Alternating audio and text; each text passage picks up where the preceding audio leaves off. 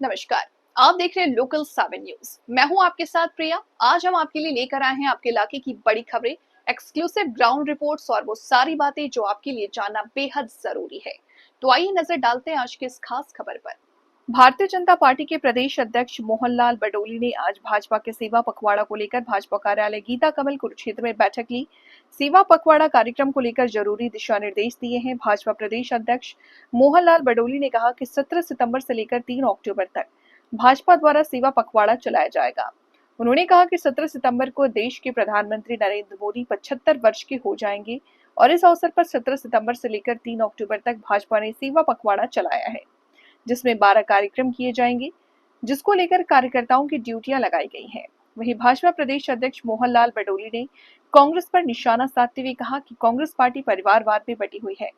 मोहनलाल बडोली ने कहा कि जहां जहां भी जल भराव हुआ है वहां वहां भाजपा कार्यकर्ता सेवा कर रहे हैं और जो उस इलाके के लिए जरूरी प्रबंध करने हैं वो भी कार्यकर्ता द्वारा किए जा रहे हैं।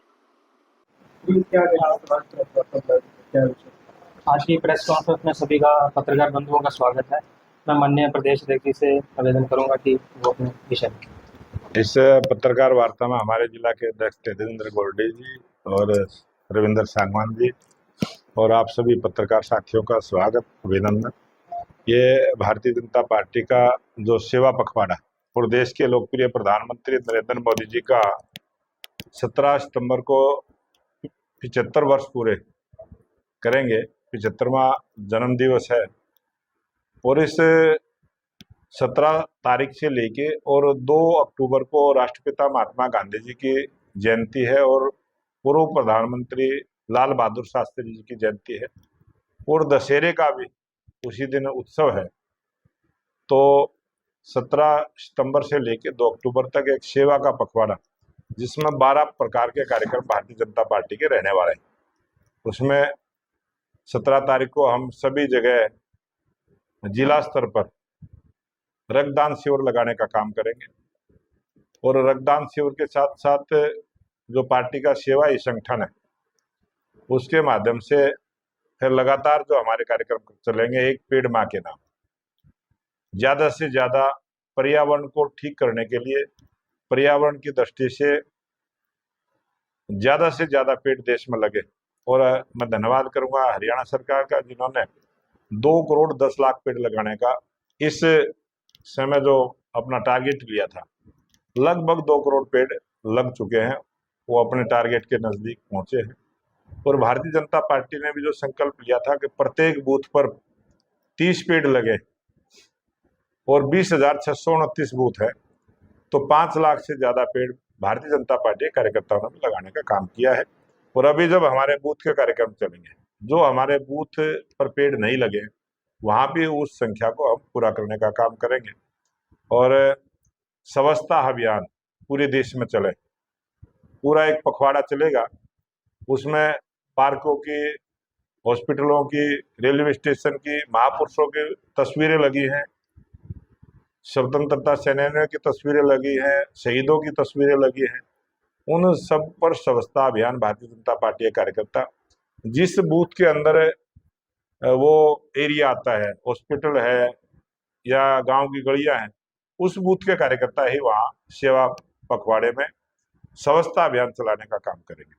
स्वास्थ्य जांच शिविर, हमारी CHC है, PHC है, हॉस्पिटल है, वो डॉक्टरों की टीम है। बहुत सारे ऐसे प्राइवेट हॉस्पिटलों में भी टीम है जिनका सहयोग लेते हुए भारतीय जनता पार्टी के कार्यकर्ता प्रत्येक बूथ पर मुफ्त में स्वास्थ्य जांच करवाकर उनको दवाइयां देने का काम करेंगे। इसी प्रकार से युवाओं की मोदी मैराथन जो 21 तारीख हमने निश्चित की है, 21 तारीख को प्रत्येक जिला स्तर पर मोदी मैराथन के माध्यम से हम नशा मुक्त का संदेश देते हुए युवाओं को एक मैराथन में भाग लेने के लिए, और युवाओं की क्या सोच होनी चाहिए, युवाओं को भी नया संदेश देते हुए एक संबोधन उसमें रहेगा। और युवा मैराथन रेस का उसमें आयोजन रहेगा।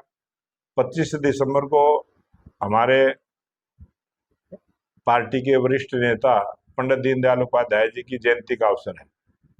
हम प्रत्येक बूथ पर उनको याद करेंगे, उनको श्रद्धा सुमन अर्पित करेंगे और उनके विचारों को जनता तक लेके जाने वाले हैं।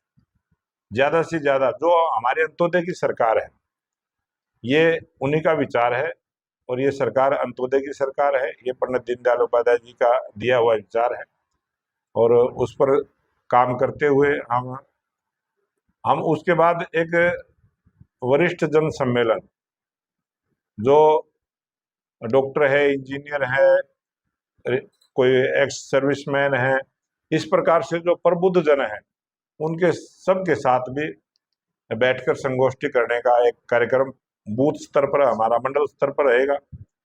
इसके बाद जो हरियाणा सरकार की उपलब्धि और भारत सरकार की जो 11 वर्षों की उपलब्धियां हैं, उन सब विषय को लेके और जो गरीब जन कल्याण की योजनाएं हैं, उन सब को लेके भी हम एक बड़ा आयोजन मंडल स्तर पर करेंगे। और फिर 2 अक्टूबर को राष्ट्रपिता महात्मा गांधी जी की जयंती के अवसर पर महात्मा गांधी जी को और पूर्व प्रधानमंत्री लाल बहादुर शास्त्री जी को याद करते हुए श्रद्धा सुमन अर्पित करेंगे। और उस दिन भी हम स्वच्छता का अभियान, पेड़ लगाने का अभियान, स्वास्थ्य जांच शिविर, कोई भी प्रोग्राम कोई छूटता है तो उस दिन भी उसको पूरा करते हुए इस अभियान को पूरा करेंगे। और आज आप सबको पता है कि 15 अगस्त 2025 को देश के प्रधानमंत्री नरेंद्र मोदी जी ने जो बात लाल किले से कही थी कि सेकंड जनरेशन रिफॉर्म की जो आर्थिक क्रांति, जो जीएसटी में जो 2 स्लैब खत्म करते हुए 12% और 27% को खत्म करके 5 और 18 का जो स्लैब बनाया है, इससे देश में बहुत बड़ी आर्थिक क्रांति आएगी। और जो विकसित भारत का जो संकल्प है, वो 2047 में हम जल्दी से जल्दी पूरा करें। और इस जीएसटी के लागू होने से देश के 130 करोड़ लोगों को सीधा सीधा लाभ मिलेगा और लगभग 47,000 करोड़ रुपए का सीधा लाभ आम आदमी को मिलेगा, जिससे हमारे किसानों को, गरीब लोगों को, मजदूरों को, छोटे उद्योगपतियों को बहुत सारी चीजें सस्ती हो जाएंगी। बहुत सारे हमारे खाने पीने की चीजें सस्ती हो जाएंगी। रोजमर्रा में जो यूज आने वाली चीजें वो बहुत सारी सस्ती हो जाएंगी।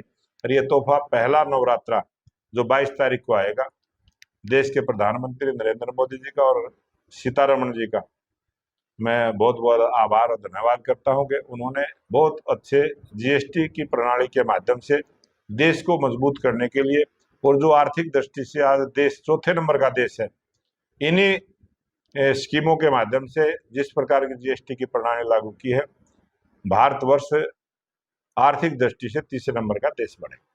कल कांग्रेस के रणदीप सुरजेवाला का दौरा कर रहे थे। उन्होंने कहा कि नायब सरकार ने पहले से उचित प्रबंध नहीं किए गए और काफी।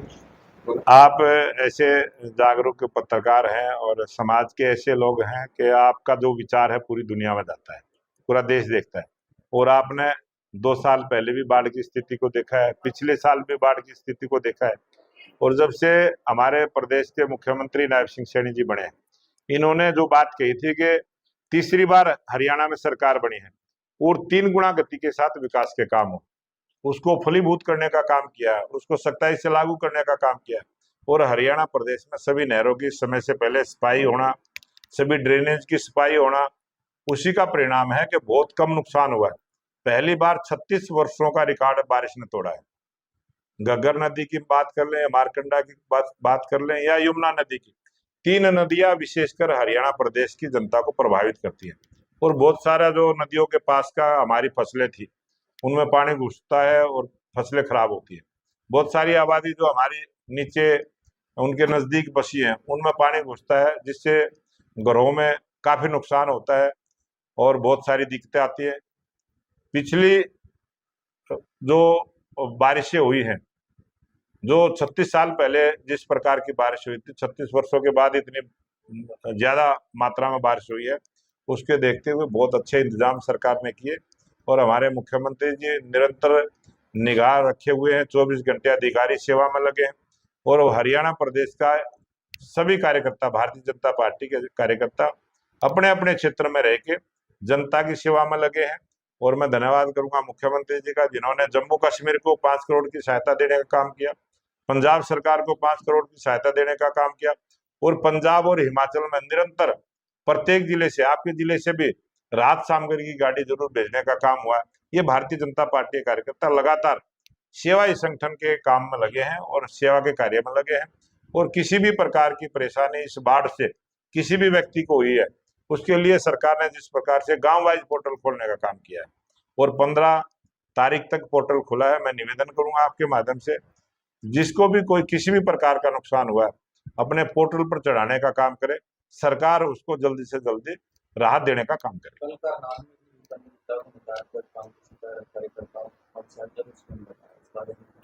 देखो, ये उनका आपसी है, उनके घर का मामला है और उनका मामला है, उसमें ज्यादा अगर हम कहेंगे तो वो कहेंगे यही हमारा झगड़ा करवा रहे हैं, जबकि उनका विचार है, ये कांग्रेस का विचार है। कांग्रेस जो है वो परिवारवाद में बटी है। आज केंद्र की बात करेंगे तो वहां एक परिवार सीमित है, उस परिवार के अलावा कोई किसी को महत्व नहीं है। अगर प्रांतों में जाओगे तो हर प्रांत में इसी प्रकार से 2-2, 3-3 परिवार हैं, वो परिवारों से बंधे हुए हैं, वो परिवार की राजनीति करते हैं, क्षेत्रवाद की राजनीति करते हैं, जातिवाद की राजनीति करते हैं। और भारतीय जनता पार्टी सर्व समाज का काम करती है, सर्वस्पर्शी और सर्व हितैषी पार्टी भारतीय जनता पार्टी है और सरकार उसी पे काम करती है। पंजाब में बाढ़ आई तो हरियाणा के कार्यकर्ता भारतीय जनता पार्टी के हरियाणा का कार्यकर्ता, चाहे पंजाब हो चाहे हिमाचल हो, जहां भी किसी को तकलीफ इस बाढ़ से हुई है उसके राहत के कार्य में लगा है, और चाहे यहाँ से सेवा भेजने का काम करे या वहां जाके करे, हम सेवा के कार्य में लगे। वो कल प्रधानमंत्री पंजाब में आ रहे हैं, तो आने वाले समय में हरियाणा में स्वागत कर सकते हैं। हाँ, वो देश के प्रधानमंत्री नरेंद्र मोदी जी समय समय पर प्रांतों में दौरा करते हैं, और पीछे आपने देखा था और अभी भी आपने देखा था दिल्ली में जो एक रोड का हवाई अड्डे से लेके और जो UER2 का जो उद्घाटन किया था, वो हरियाणा से भी टच हुआ है। हरियाणा के लोग भी उसमें गए थे, दिल्ली के लोग भी गए। पौधे के पहले वन विभाग लगाकर आ रहा है, तो आप लोगों ने भी अच्छी नींद छिड़ी है। अक्सर हम देखते हैं पौधे को लग जाते हैं, उसके बाद उनकी देखभाल कोई नहीं करता, वो सूख जाते हैं। आप लोगों ने क्या किया? हमने ये अपने कार्यकर्ताओं को निर्देश दिया है कि एक आदमी के जम्मे कम से कम वो 60 पेड़ लगाए। एक आदमी 60 पेड़ लगाए, इस मात्रा में ज्यादा से ज्यादा पेड़ लगे। इसलिए हमने बड़ा टारगेट लिया है और हम उसको पूरा करेंगे, और जहाँ पेड़ लगाने का काम करेंगे उसको पालने का भी काम करेंगे। और हरियाणा सरकार एक ऐसी पहली सरकार है जो 100 वर्ष से लंबी आयु के पेड़ है उनको पेंशन देने का भी काम करते हैं। जो आज पेड़ लगेंगे आने वाले समय में उनको अच्छा पालने का काम करेंगे, उनको भी पेंशन मिलेगी। तो ये थी आज की अहम खबर, वो हर अहम जानकारी जिसे जानना आपके लिए जरूरी था। अगर आपके पास है कोई खबर, मुद्दा या सुझाव, तो आप हमें जरूर बताएं। हमें फॉलो करें सोशल मीडिया पर और देखते रहिए लोकल 7 न्यूज, क्योंकि खबर वही जो आपके करीब हो। मैं प्रिया आपसे लेती हूँ इजाजत, नमस्कार।